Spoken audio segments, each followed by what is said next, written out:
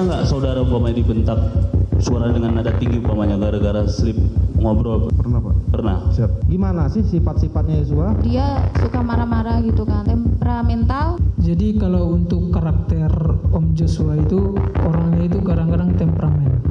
Apakah saudara saksi pernah mengetahui atau mendapat informasi bahwa saudara Joshua pernah bepergian ke tempat hiburan malam? Cuma mendengar saja Pak. Dari siapa saudara saksi mendengar? ART ada Damson Pak. Saudara saksi juga pernah diajak dan bersama Joshua ke tempat hiburan malam? Siap, sering diajak.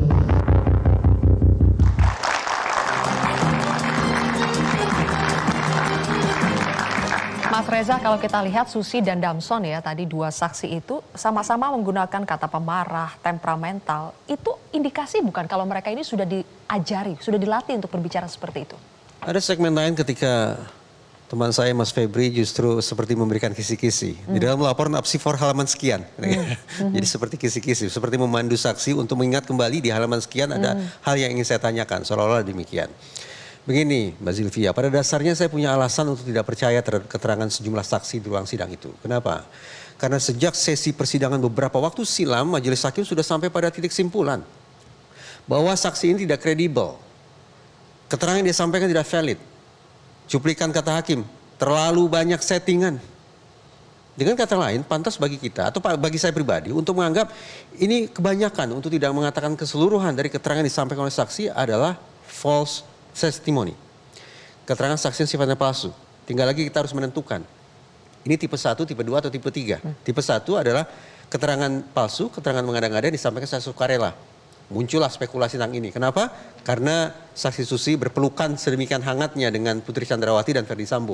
Oh jangan-jangan secara sukarela dia memang menyampaikan keterangan palsu karena pada dasar sudah punya ikatan emosi tertentu pada dua orang tersebut. Atau yang kedua, keterangan palsu atau keterangan mengada-ngada ini diberikan karena adanya pengkondisian tertentu. Adanya iming-iming, adanya intimidasi, pokoknya ada faktor eksternal yang membuat saksi mengutarakan hal-hal yang tidak nyata gitu ya. Atau yang ketiga, pada dasar memang terjadi kekacauan berpikir yang luar biasa pada diri saksi. Kalau saya cenderung beranggapan tipe 2. Bahwa ada pengkondisian, ada semacam kursus dari pihak eksternal agar para saksi memberikan keterangan yang relatif seragam satu sama lain. Yosua disebut Bang Kabarudin sering ke tempat hiburan malam, minum-minum, bawa wanita. Semalam bisa menghabiskan 5-15 juta. Itu tidak mungkin karena gaji dia itu tentu jauh di bawah 5 juta. Jadi kalau dia ke kelab malam menghabiskan 15 juta itu uang siapa? Kan begitu ya. Kemudian yang mengatakan ini kan mohon maaf pembantu atau asisten rumah tangga. Asisten rumah tangga itu kegiatannya kalau dia masak-memasak seputar di dapur, bukan di night club. Kalau dia security, ya seputar rumah, menjaga rumah. Jadi kalau asisten rumah tangga bagian masak dan atau bagian cuci baju dengan security rumah, tiap malam atau tiap minggu ke night club itu dipertanyakan. Nah kemudian kalau kita mau jujur sejak awal perkara ini, yang membunuh, yang menghapus barang bukti, menghilangkan bukti, menghalangi penyidikan itu siapa? Kemudian yang menutupi siapa? Yang ngeprank presiden siapa? Yang ngeprank MPR, DPR siapa? Yang ngeprank Komisi 3, yang mereng atau menipu Kompolnas siapa? Yang menipu lembaga-lembaga lain siapa? Yang berpelukan dengan Kapolda Metro siapa? Itulah yang punya kepribadian ganda. Yang nangis-nangis di hadapan Kapolri dan di hadapan yang lain itu siapa? Nah inilah punya kepribadian ganda, separuh wanita, separuh laki-laki. Laki-laki itu susah loh untuk nangis, kecuali benar-benar sedih gitu loh. Tapi kalau seorang pria mudah menangis, mudah pula berbohong, itulah yang kepribadian ganda. Jadi dia yang perlu diprofiling gitu loh, supaya meringankan dia. Oh karena dia ini ternyata ada psikopat misalnya. Dia yang sebetulnya perlu diprofiling. Bang Jamin, berarti sebetulnya kriminalnya yang harus diprofiling. Ini menjadi tugas siapa? Ya pertama ya tentu jaksa penuntut umum.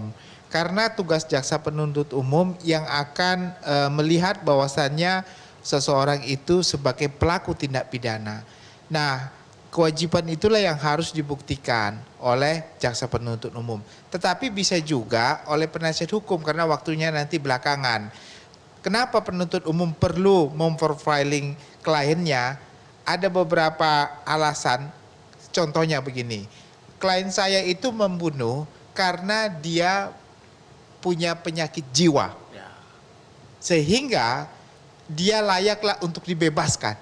di profiling. Itu tugas dari penasihat hukum Iya, terdakwa ya? nanti kalau Oke. bisa dia buktikan kalau ini ada sakit jiwa, maka pasal 44 KUHP mengatakan nggak bisa dipidana karena dia tidak sadar melakukan itu pertama. Atau dia punya trauma masa lalu, waktu masa kecil, trauma masa lalu yang seketika spontan dia harus melakukan itu secara tiba-tiba. Maka dari sekarang harus latihan gila kan begitu. Nah, tapi kan kita nggak tahu apakah nanti bisa dibuktikan benar-benar gila atau pura-pura gila, itu kan nanti tergantung kepada penasihat. Itu yang harus diperjuangkan kalau ingin membebaskan dari ketentuan peraturan Itu dari sisi perundang-undangan yang penasihat hukum disediakan. terdakwa ya. Tapi kalau dari jaksa penuntut umumnya, Bang Jamin, kenapa ada sejumlah saksi yang dihadirkan oleh JPU, tapi rasanya justru malah memberatkan? Memberatkan korban ya? Oke, memang kalau tujuannya memberatkan pelaku ya, tapi kalau memberatkan korban kan sudah mati. Apalagi yang mau diberatkan sama orang yang sudah mati, kan nggak ada lagi. Yang perlu diberatkan adalah pelakunya, dan itulah dilakukan oleh jaksa. Cuma memang begini Mbak Frida, saksi itu hadir di persidangan, bisa kesempatan itu, kebaikannya itu, atau memberikan nilai poin sama penasihat hukum, bisa juga memberikan poin kepada jaksa penuntut umum. Jadi nggak selalu jaksa penuntut umum hadir untuk memberikan saksi situ, poinnya sama dia semua. Nggak bisa, tergantung bagaimana teknik dia untuk menggali. Saksi tersebut. Jadi menurut saya konteks yang paling penting sebenarnya begini Mbak Silvia, penasihat hukum itu jangan terlalu percaya sama kliennya 100%. Karena dia punya pengetahuan ilmu hukum yang kuat untuk membuktikan bagaimana cara memperjuangkan kliennya. Kliennya tidak mengerti bagaimana dia untuk diperjuangkan. Jadi kalau sampai kita mengikuti hasrat klien kita, jangan-jangan klien kita salah dalam memuat suatu strategi. Baik, nah, ini jadi penasihat hukumnya ya, bukan JPU-nya jadi ya? jangan sampai nanti dia dipengaruhi. Ada ironis sama itu begitu. Bagaimana Bang Reza? Ketika penasihat hukum terdakwa Ferdi Sambo bercerita tentang kepribadian gandanya Yosua, tentu targetnya adalah satu, berharap agar terdakwa itu Ferdi Sambo dapat peringanan hukuman. Atau yang kedua, targetnya adalah untuk semata-mata menstigma Yosua sejelek-jeleknya. Tetapi mari kita buka undang-undang penyandang disabilitas. Konsekuensinya apa? Mendiang Brigadir Yosua ini sudah disebut sebagai pelaku kejahatan seksual. Sekarang juga disebut sebagai berkepribadian ganda, dalam kurung disabilitas mental. Undang-undang penyandang disabilitas mengatakan orang-orang dengan disabilitas yang melakukan perbuatan pidana, ini kurang lebih bunyinya seperti itu, harus dapat hak-hak dia. Harus dapat perlindungan dan seterusnya. Kalau itu tidak dilakukan, maka justru pidana. Dengan kata lain, aneh ini, penasihat hukum Ferdi Sambo bercerita tentang perbedaan ganda dengan harapan meringankan sanksi atau ancaman pidana bagi kliennya, tapi justru membuka persoalan pidana baru.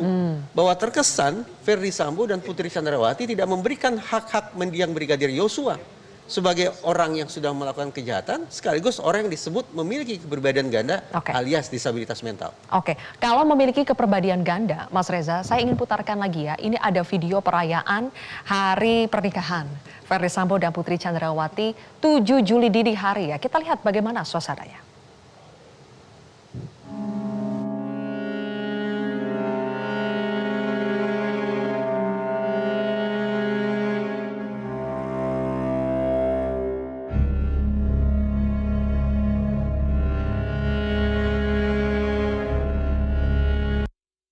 Jadi Brigadir Yosua di situ masih ikut mempersiapkan. Bahkan Ferdi Sambo yang bilang dia dan Yosua yang mempersiapkan kejutan untuk hari ulang tahun pernikahan Ferdi Sambo dan Putri. Apa artinya ini, Bang Kamarudin? Ya artinya Joshua ini sesuai informasi yang saya gali dari kecil sampai besar dia terbaik.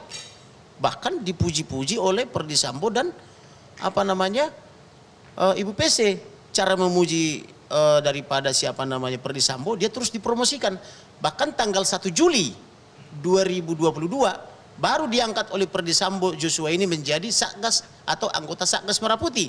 Tidak semua Polri punya hak masuk ke Satgas Merah Putih, hanya orang-orang pilihan. Nah, kok orang cacat mental atau punya kepribadian ganda dimasukkan ke Satgas Merah Putih, itu kan ajaib. Apalagi dikasih untuk menjaga istri.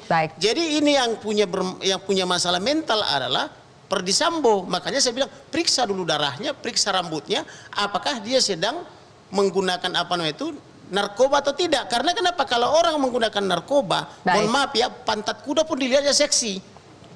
Oke. Bener. Baik. Makanya lihat ciri-ciri pemakai kan begitu. Kalau kita lihat tadi ya di video barusan, apakah Mas Reza, Anda melihat memang ada upaya untuk mencitrakan bahwa sebetulnya Verdi Sambo dan Putri ini adalah orang-orang yang baik terhadap ajudan, terhadap ART.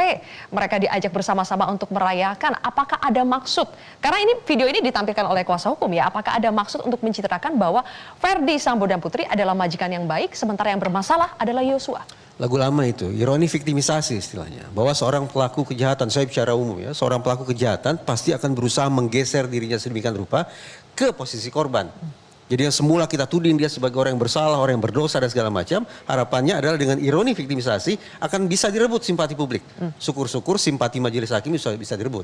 Nah kalau simpati majelis hakim sudah bisa diraih lewat ironi viktimisasi itu tadi, maka bisa kita bayangkan tidak tertutup kemungkinan tidak jadi hukuman mati, tidak jadi hukuman seumur hidup, boleh jadi hukuman 20 tahun, atau bahkan mungkin bebas murni. Oke, Bang Roni pernah mengatakan, Anda meragukan sebetulnya kualitas saksi yang dihadirkan, terutama para ART dan ajudan Sambo. Kenapa? Apa yang Anda perhatikan? Iya Mbak Sylvia, kan saya mengikuti pemeriksaan ini kan dari proses penyidikan ya di Barreskrim. Kemudian saya melihat BAP, mempelajari BAP. Dan saya melihat bahwa memang dalam pemeriksaan saksi-saksi yang saya klaster sebagai saksi dari asisten rumah tangga, jawabannya kurang lebih sama. Jadi mereka seperti memberikan kesaksian dengan sama ya. Paduan suara kalau dikatakan seperti itu. Itu jadi catatan kami. Kemudian kami melihat juga berkas yang lainnya kan. Kami menggali juga terkait alat bukti. Menurut saya konsen kami adalah jangan sampai ini Richard Eliezer mau dikorbankan, mau dikambing hitamkan. Karena kita melihat bahwa barang bukti selongsong peluru ada 8, itu punya Richard Eliezer.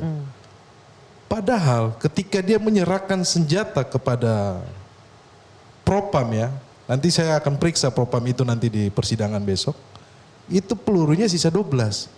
Pertanyaan saya, kok ada selongsong peluru 8 punya Richard Eliezer, 2 punya almarhum Joshua. Menurut saya ini terlalu, mereka sudah memikirkan terlalu jauh ini Mbak Sylvia. Sehingga yang kami dari tim penasihat hukum adalah mengkhawatirkan dengan adanya disampaikan ke perbagian ganda. Kemudian nanti ujung-ujungnya Baradae atau Richard Eliezer ini yang akan dikambing hitamkan, yang akan dikorbankan. Baik. Itu kami nggak mau. Iya, menarik ini untuk membahas itu lebih jauh ini. ya. Soal barang bukti yang diserahkan ternyata kemungkinan tidak sepenuhnya yang diserahkan ya. Atau ada yang ditutup-tutupi. Diserahkan kemudian barang bukti itu kan dirusak. Ya, karena kita akan bahas lebih jauh soal itu Bang Roni, tapi kita harus jeda terlebih dahulu pemirsa. Tetaplah bersama kami di Kontroversi.